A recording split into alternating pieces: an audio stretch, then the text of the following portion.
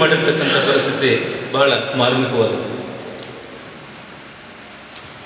ಅತ್ಯಂತ ಸಂತೋಷದ ಸ್ಥಿತಿ ಅಂತಂದರೆ, we read in mythology and epics and stories, there will be rain of flowers, there will be rain of pearls, diamonds, so many things. But this year we had rain of promotions.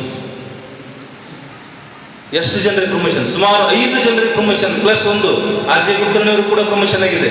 ಎಂಥ ಸುದ್ದಿ ಇದು, ಎಂಥ ಸಂತೋಷ. ಬಹುತೇಕ ಯಾವ ಸೈನಿಕ ಶಾಲೆಯಲ್ಲಿಯೂ ಈ ಕೆಲಸ ಆಗಲಿಕ್ಕಿಲ್ಲ ಅಂತ ನಾನು ಎದೆತಟ್ಟಿ ಹೇಳಬೇಕು. ಗೆಳೆಯರೆ, ಇಂಥ ನಮ್ಮ ಒಬ್ಬ ಆತ್ಮೀಯ ಬಂಧು, ನಮ್ಮ ಹಿರಿಯಣ್ಣ ನಮ್ಮನ್ನು ಇವತ್ತು ಅಗಲಿ ಹೋಗ್ತಾ ಇದ್ದಾರೆ.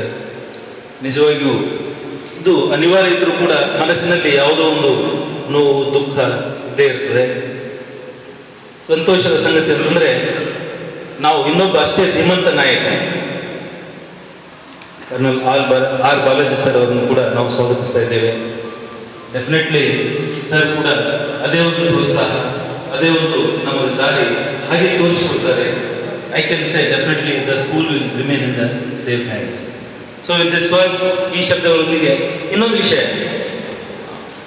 ಮೇಡಮ್ ಜಗದೀಂದರ್ ಅವ್ರ ಬಗ್ಗೆ ಒಂದೆರಡು ಮಾತಾಡಲಿಕ್ಕೆ ಇಲ್ಲಾಂದ್ರೆ ತಪ್ಪಾದಿತ್ತು.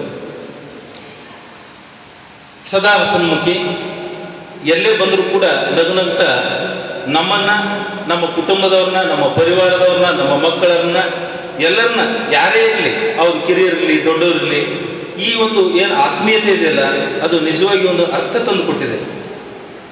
ಯಾಕೆ ಅಂತಂದ್ರೆ, ನಾವು ಸುಮ್ಮನೆ ಬಾಯಿಗೆ ಅಂತೇವೆ ಇದೊಂದು ಸೈನಿಕ ಪರಿವಾರ ಅಂತ. Really this is Sainik family. We all are together here.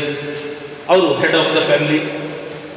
ಈ ಎಲ್ಲ ಒಂದು ಕಾನ್ಸೆಪ್ಟಿಗೆ ಅರ್ಥ ಯಾವಾಗ ಬರ್ತದೆ ಅಂತಂದ್ರೆ, ಆ ನಡವಳಿಕೆ ಅವರಲ್ಲಿ ಇದ್ದಾಗ ಮಾತ್ರ ಈ ಕಾನ್ಸೆಪ್ಟಿಗೆ ಅರ್ಥ.